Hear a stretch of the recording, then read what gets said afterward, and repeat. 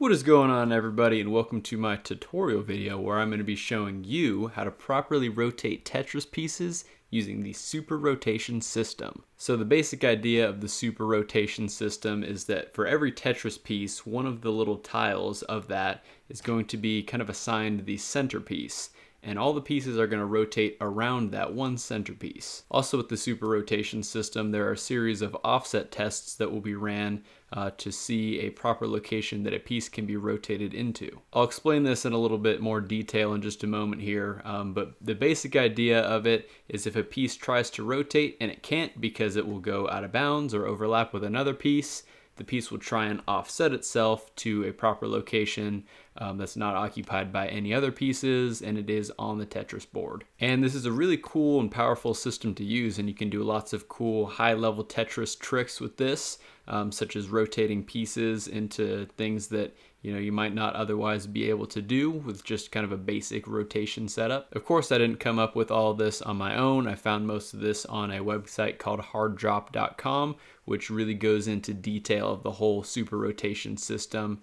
I'm definitely going to leave a link to that in the description below, and go ahead and read that and check it out if you want to learn in a little bit more detail about how the super rotation system works. However, this is going to be a quite lengthy video, as I do go into pretty strong detail about how the super rotation system works and how you can implement it yourself for the Tetris game that you're making. And so of course, go ahead and check out the time codes in the description below if you just kind of want to learn a little bit more about the super rotation system, or just jump straight into the code, or even just watch the demo of it, because in there I'll be showing off some of the cool rotation tricks and kicks that you can do. Now for this tutorial, after I explain it, which is going to be a solid portion of this video, I am going to be implementing it in C# and Unity. However, most of the code for this is pretty straightforward, and I think once you kind of understand the pseudocode and the high-level overview of it all, you should be able to translate it into pretty much any game engine or programming language that you're using. So I'd just like to say, if you find this video helpful and you enjoy it, please hit that like button.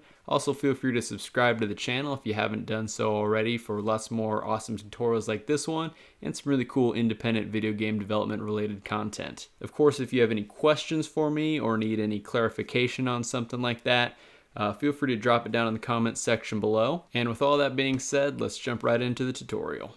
So I'm going to start by going over some of the terminology that I'll be using throughout this tutorial video, just so we can kind of all be on the same page with everything here. So when I refer to the board or the grid, that is going to be the 10 by 20 grid that is essentially the playing field for Tetris. And the indexes of the board begin at 0, 0 in the bottom left-hand corner and increase. As you can see, it goes from 0 to 9 in the X direction and 0 to 19 in the Y direction. So when I say piece or pieces, that's going to be talking about the individual Tetris pieces that consist of 4 different tiles.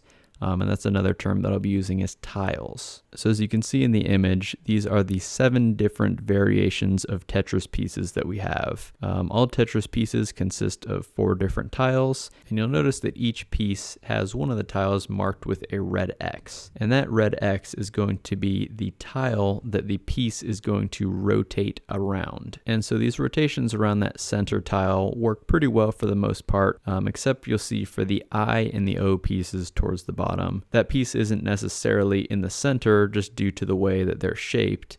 So we're going to need to do some additional kind of offsets when we rotate them, and I'll explain that a little bit more in depth in just a second here. But one last thing that I would like to point out is all these pieces in the image right here are in the orientation that they will be in when they're spawned. So when a piece is spawned at the beginning, it's going to be in exactly this orientation. It's not going to be in some other type of rotation or anything else like that. So now let me just explain a little bit more how these rotations will work. So each rotation is going to have an index assigned to it. So all the pieces are going to spawn at the rotation index of 0, which I have represented in the upper left-hand corner here. Now, if we want to rotate the piece clockwise, we're going to increase that rotation index value. So we'll start at 0 and we'll increase it over to 1 when we rotate it clockwise. If we rotate it clockwise again, it'll go to rotation index 2. Rotate it clockwise one more time and we'll be at rotation index 3. And if we rotate it clockwise one more time, we'll be back to the initial rotation of rotation index 0. Now if we're rotating counterclockwise, we'll just count backwards. So if we start at rotation 0 and we rotate counterclockwise, we'll go back to position 3. Rotating counterclockwise again will bring us to position 2. One more time brings us to rotation index 1. And then one last counterclockwise rotation brings us all the way back around to rotation index 0. So you can see that this works pretty easily for a piece like the L piece that can just rotate around that center point.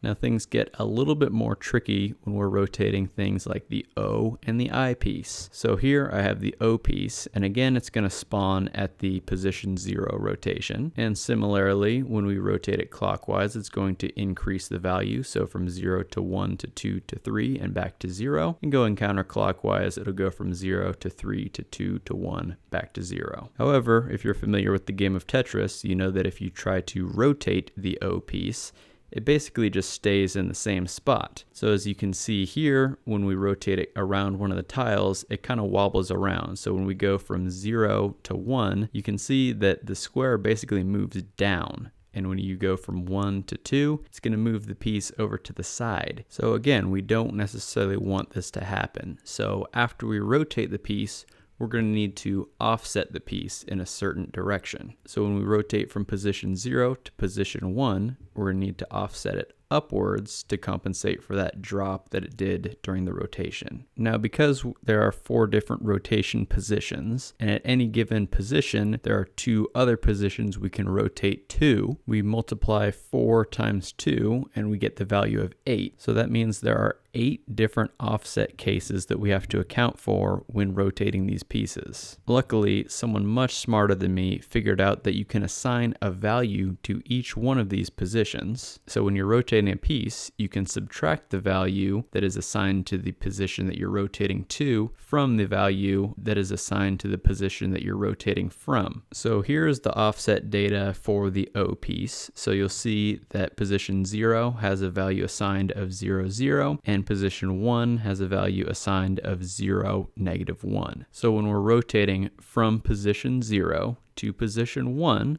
we'll take the value 0, 0, and we'll subtract the value 0, -1 to get a result of 0, +1. And then that result is what we're going to be offsetting. So again, when we go from 0 to 1, you'll see that the piece moves downwards, and the value that we've calculated of 0, 1 will move that piece back up into the same position that it was in before. And then real quickly, I'll just show you that this works going in the other direction too. So if we're rotating from position 1 back to position 0, you'll see that the piece moves upwards. And then when we take the value assigned to position 1, which is 0, -1, and we subtract the value at position 0, which is 0, 0, we'll get a result of 0, -1. So when we move the piece down 1 unit in the Y direction, it will bring it back to the same position that it was in before we did the rotation. Now the same theory of offsets will apply to all the other pieces as well. Most of the pieces we don't need to offset them normally. However, there are still certain cases where we will need to offset our pieces. For example, if we have a piece that's up next to a wall and we rotate it, part of that piece may end up off the grid, and we do not want that to happen. We want all our Tetris pieces to be confined to the 10 by 20 grid. So in the case that it's next to a wall, we'll just need to offset it to the side to bring it back onto the grid. So in order to do this, we need to run through 5 different tests, which test for different conflicts. And a conflict can be if one of the tiles would end up off the grid after the rotation, or if one of the tiles would overlap with an already existing tile after the rotation. So in those cases, we'll need to do an offset to move the piece to a valid location.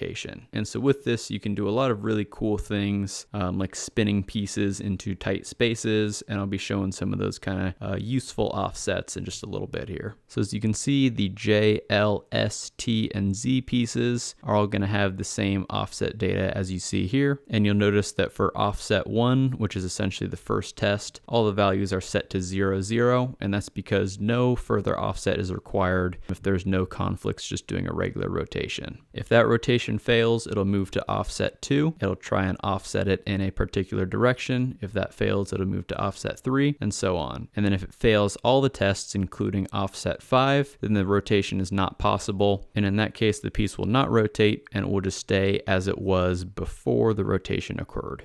So now that you know some of the terminology that we'll be using and sort of the theory behind the rotation offsets and everything like that, I just real quickly want to run through the 4 C# scripts I have that we'll be using to make these rotations possible. So the first is the board controller script. And now there's just one per game, as there's only one board in every game. And it essentially creates the grid at the beginning of the game. And then it keeps track of where all the tiles on the board are. It will also determine validity of coordinates, meaning that we can send some coordinates over to the board controller script, and it will check first to see whether that is a valid coordinate on the board. So a coordinate that would say be 2 units to the left of the board would be an invalid coordinate, and it will also let us know if there's a tile occupied on that coordinate location already. And then lastly, it's just going to check for line clears, and then we'll actually clear the lines.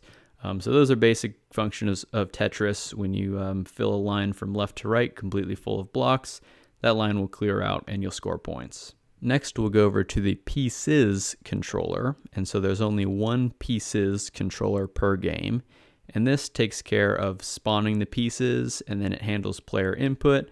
So when you hit left or right or the rotation button, it's going to take all that into consideration, and then it's going to call that on the individual controller for the currently spawned piece. And also in the PiecesController is where we're going to be storing all that offset data. So next is the PieceController, not to be confused with the PiecesController, but every piece has one PieceController. So hopefully that's not confusing. Again, there's one PiecesController per game and one PieceController per piece. And so in the PieceController, this does things like spawning tiles in the proper locations. And then this is what we'll be using to call the top level kind of our rotation and movement functions. And then the last script we have is the TileController script. And so there's one per tile, meaning that there are 4 per piece when the piece is originally spawned. And so the tile controllers are actually what contain the mathematical calculations for moving and rotating the pieces. So when we rotate a piece, instead of rotating it as a whole, we actually call the rotation function 4 different times on each tile. And then each tile is able to calculate where it will end up based on if we're rotating it clockwise or counterclockwise,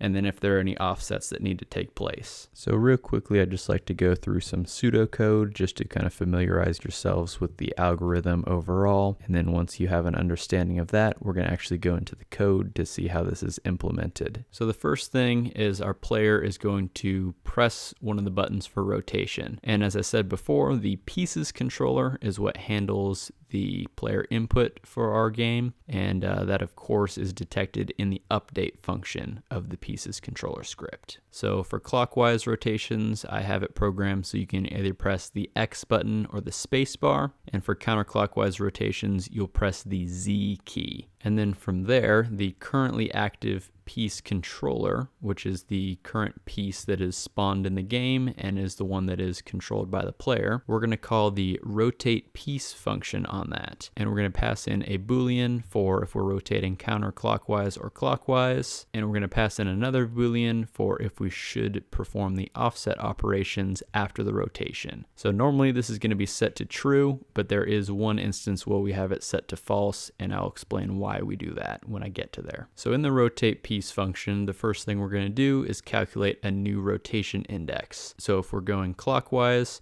we're going to increase that number, and if we're going counterclockwise, we're going to decrease that number. And we need it to work properly, so when we increase from 3, it'll loop over to 0, and when we decrease from 0, it will go to 3. And so we do that with a modulo operation. Next, we look at each tile, and then we're going to call the tile.rotateTile function, and we're going to pass in a reference to the center tile so we know where to rotate around. And then we're also going to pass in a Boolean for the direction, whether we are rotating clockwise or counterclockwise. So the first thing that we'll be doing is calculating the relative position of the tile based on the center tile. So if, for example, we are rotating the center tile, the relative position will be 0, 0. If it's the tile directly above the center tile, then it will be at position 0, 1. And the way we calculate this relative position is fairly straightforward. We just take the global coordinates of the tile and then we subtract the global coordinates of the center tile. So now that we have our relative position calculated, we can calculate where it will be after the rotation operation is performed. So the way we do that is we take the relative coordinates that we just calculated and then we multiply them by one of these matrices depending on if we're rotating clockwise or counterclockwise. And so this will basically be just a standard dot product calculation. So the way we do that, for example, if we are rotating this piece at relative position 0, 1 clockwise, we're going to use the clockwise matrix, which is 0, 1, -1, 0, and multiply that by the relative coordinates of 0, 1. So to calculate the new x value, we're going to multiply 0 times 0, and we'll add that with 1 times 1. And then to calculate the y value, we're going to take -1 and multiply that by 0 and add that with 0 multiplied by 1. And if you add those up, you'll see the new relative x coordinate is going to be 1 and the new relative y coordinate is going to be 0. And so when we go back to our original kind of rotation and we move that piece from 0, 1 to the new position of 1, 0, you'll see that that is essentially a clockwise rotation around that center tile. And then the final thing we need to do is convert those relative coordinates into global coordinates, and all we do is take the new relative coordinates and then add the global coordinates of the center tile. And then once we have that, that is the final position that our Tetris piece will be on the board after the rotation. So once the rotation is complete, now we'll run through our offset tests to determine where the final position will be. So to run the offset tests, we'll just pass in the values for the old rotation index and the new rotation index. And within that function, we're just going to determine which offset data set to use. So if you'll remember, most of the pieces share one data set. However, the O and the I pieces have their own individual data sets. So we'll just look at which piece that we're trying to offset and then use the correct data set for that piece. So next, we're just going to go through and run those 5 tests. And the way it works is the offset will take place. If it fails, if there's like a tile overlapping another tile or going off the board somewhere, then it's going to move on to the next test and the next test and the next test. So if a test passed, then great, that's going to be the final location of where the Tetris piece is going to be. However, if all the tests fail, basically what we're going to do is we're going to call the rotate piece function again in the opposite direction, and then for should offset, we're going to set that to false. And basically all this does is just rotates it back to its original position before any rotation or offset operations were ran on the piece at all. And the reason we're doing that is because the rotation is theoretically impossible, and when you're actually playing the game, the piece doesn't appear to move or anything like that. All right, so that's essentially the general pseudocode of the rotation and offset algorithms. Now we're going to jump over into C# to show you how those actually function. All right, so I'm basically just going to go over everything in order of how I presented the pseudocode. So we'll start here in the Pieces controller. And remember, this is in the update function here where we check just for player input. And then right here is where we handle the inputs for rotating the pieces. So you see, I've coded my game with the X key and the space key. We'll rotate the piece clockwise, while pressing the Z key rotates the piece counterclockwise. So for both of these functions, basically we're just going to call cur PieceController, which is the currently active piece. We just set that when we spawn the new piece, just so we know which piece the player is actually controlling. So that's the cur PieceController.rotate piece. And again, we'll pass in the value true because we're rotating clockwise, and another Boolean value for true because we want to perform the offset operations. And then for Z, the only difference is when we call rotate piece, we're going to pass in false first because that's going to be rotating in the counterclockwise direction. And then real quickly in the Pieces controller, I'd just like to show you how I have the offset data set. So I have these as public vector 2 integer 2-dimensional arrays. And so I of course have a JLSTZ offset data, an I offset data, and an O offset data. And this short little thing after it basically just sets the access for it so we can get this data outside of this script, but we cannot set it or change it or anything like that. And then down here is where we actually set all the offset data. For the JLSTZ offset data, we'll just create a new vector integer array, and it's going to be a 5x4 array. And the reason we're doing that is because there's 5 tests that we're going to be running, and the 4 is for the 4 rotation indexes. And then of course you can see here, this is all the data that I have translated just from the raw data format that I found online into this. So this is all the JLSTZ offset data. Here are the 5 for the I offset data. And the O offset data, this is only going to be a 1x4 2D array. The reason we're doing that is because for the O pieces, the only offset operations we perform on them are just the standard ones to account for that basic wobble, because there's no reason that the O piece could rotate and it would overlap with one of the other pieces or fall off the board somehow. All right, so here we are over in the PieceController script. And then this is the actual rotate piece function. So it's not all that complicated. So again, we just have it set to a public void. It's called rotate piece.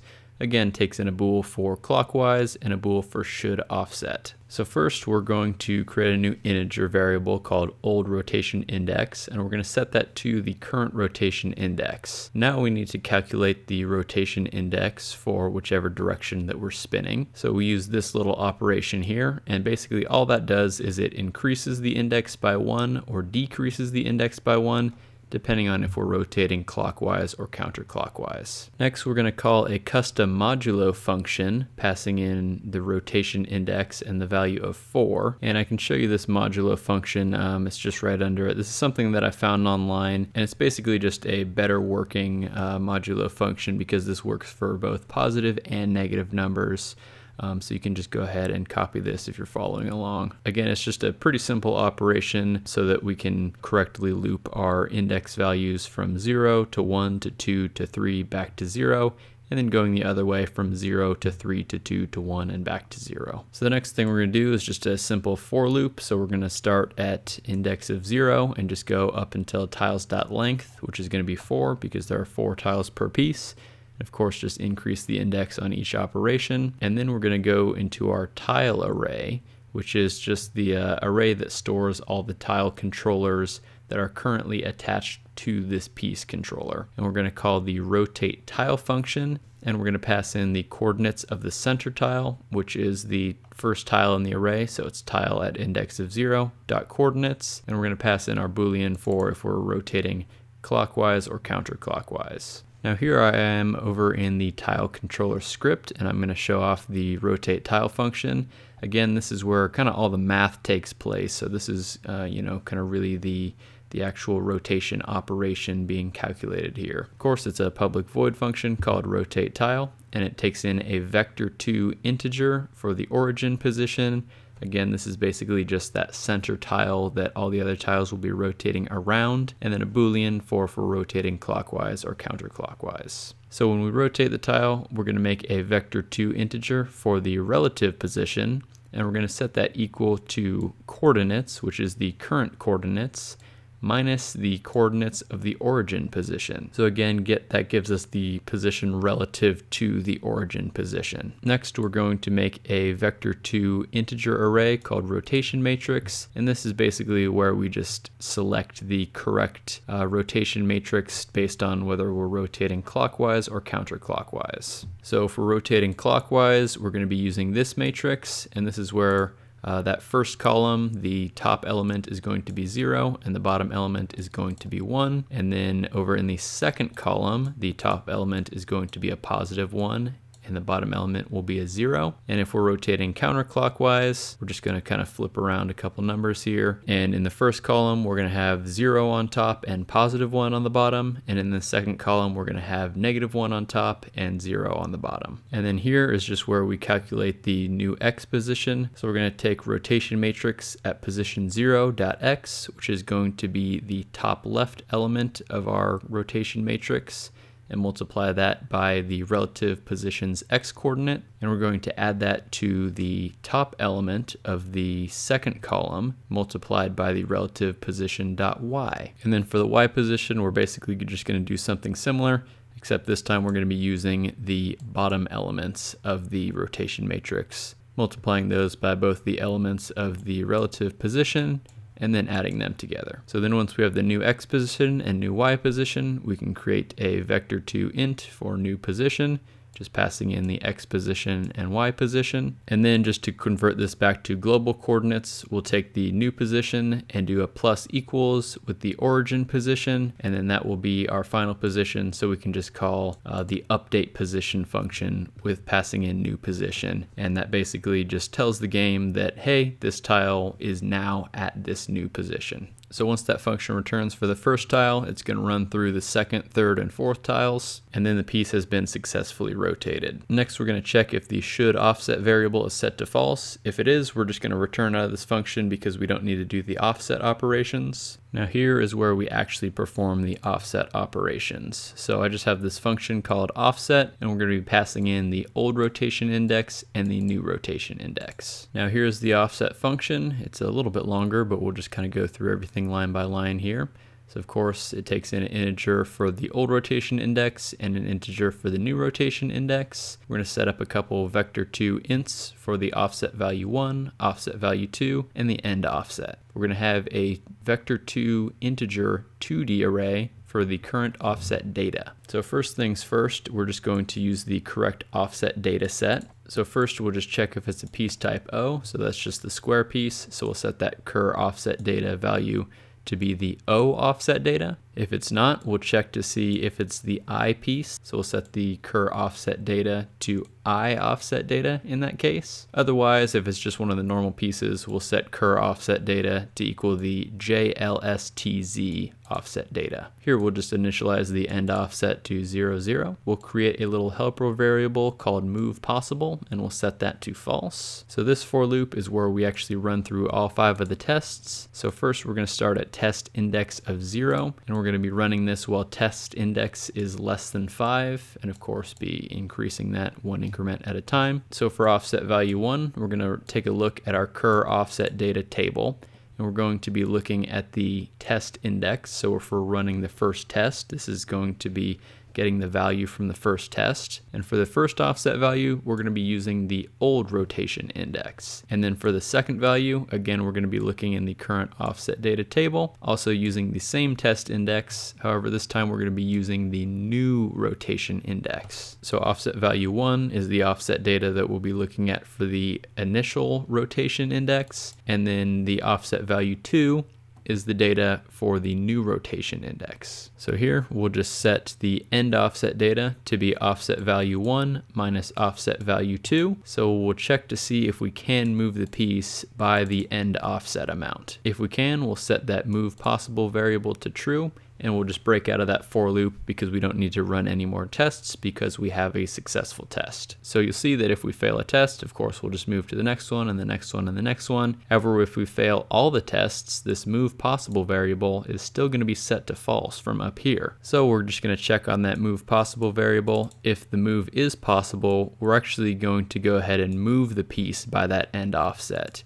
Beforehand, when we were right here, we're just checking to see if we can move that piece. It's just kind of going through some checks to see if all those positions are available for it to move there. But in this move piece function here, this is actually going to move the piece by the end offset. And of course, if movePossible is set to false, then the move is impossible. We'll just do a little debug message and we'll return whether movePossible is true or false. And then so if we go back up to the actual rotate piece function, we'll see that this can offset variable is set to whatever the result of this end offset function is. And the reason we have that is if we cannot offset, meaning the offset is not possible, we're just going to call the rotate piece function again. This time we're going to rotate it in the opposite direction. So we just have this little exclamation mark before our clockwise variable, which was initially passed into the function. So basically that's just going to rotate the piece in the opposite direction. And then we're going to pass in the variable false for should offset. So the offset operations never run and it basically just doesn't affect the piece. So if this is the the case and someone tries to rotate the piece, basically it's just going to look like nothing happened,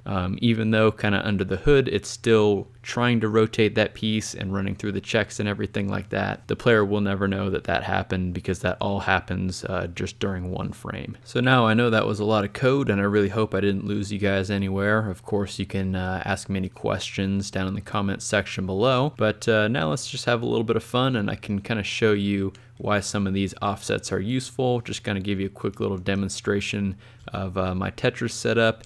And then we're going to end it off with some fun, crazy rotation kicks that we can do here. Okay, so for demonstration purposes here, I've kind of modified my script a little bit just so I can kind of freely move the piece around at will. And we can, of course, go ahead and perform our rotation operations in both directions. So I'm just going to show you what the offsets look like at a very base level here.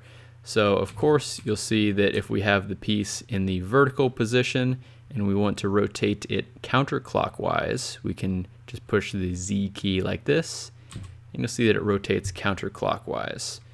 Now I'll just go back to here, and if we scroll right over to the edge of the screen, if we were trying to rotate it counterclockwise, these two pieces on the bottom, they're going to be hanging off the edge. So when we rotate it, it actually kind of does a little bit of an offset to bring it back onto the playing field. Now you'll see if we rotate it back in the other direction, we're going to be actually 1 unit off the wall now because the center point has moved.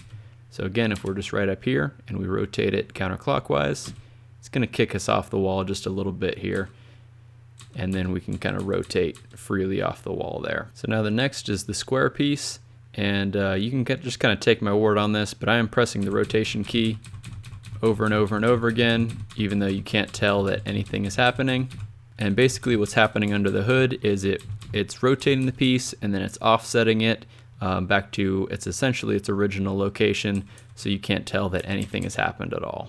And then here is the eyepiece, and then I'll just kind of show you how this rotates using kind of the offsets here. You'll kind of notice that the center point is actually going to be right here, so it'll be rotating around this point here. So actually when you rotate it 2 times, it's going to be, 1 kind of unit down, and if you rotate it 2 more times, it's going to be 1 unit up. And same thing when you're off to the side, rotate it twice, it kind of flips between these 2 positions here. So that's just something kind of interesting that I thought I'd show you guys if you wanted to see that. And then real quickly, I'll just run through the rotations of the other Tetris pieces so you can kind of get an idea of what's happening. So here's the centerpiece on this one. You'll see it just rotates around that nicely there. Okay, here's the centerpiece on this one. Same thing, kind of just rotates around nice and easy. All right, here's the L piece, just rotates like that.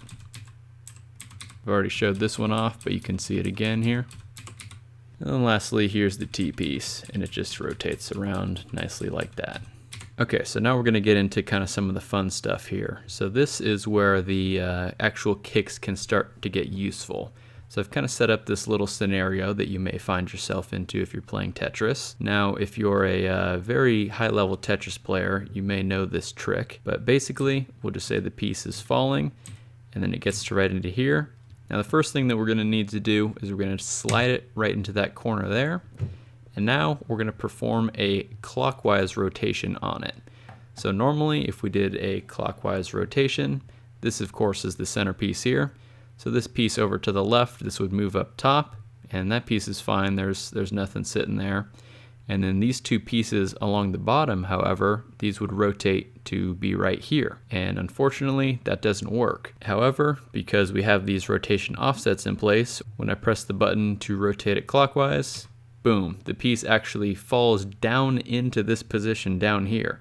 So that's kind of like a little high-level Tetris trick. You're starting up here, and then it rotates it. It goes through a bunch of the tests until it eventually finds this one where it moves it from here all the way down to here. All right, and here's another cool kick situation that you might find yourself into. So we'll just go down here, and then we'll kind of sneak our way into right here, and we're going to do another clockwise rotation, just like that. And it moves the piece from there all the way down into there.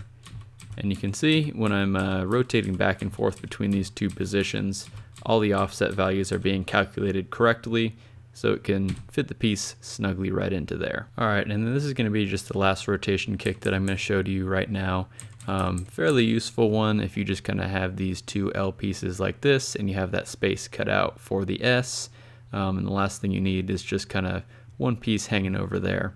So you can sneak that S piece into there, hit a clockwise rotation, and boom, it'll send that piece right in there. And so that's an overview of the theory behind the super rotation system and how you can implement it into your game. Of course, if you have any questions on any of this or need some clarification on something, feel free to drop that down in the comments section below. Once again, if you found this video helpful and you enjoyed it, make sure you hit that like button. Also, feel free to subscribe to the channel if you haven't done so already, for lots more tutorials like this one and some cool independent video game development related content. I hope you all have a fantastic rest of your day, and I'll see you in the next one.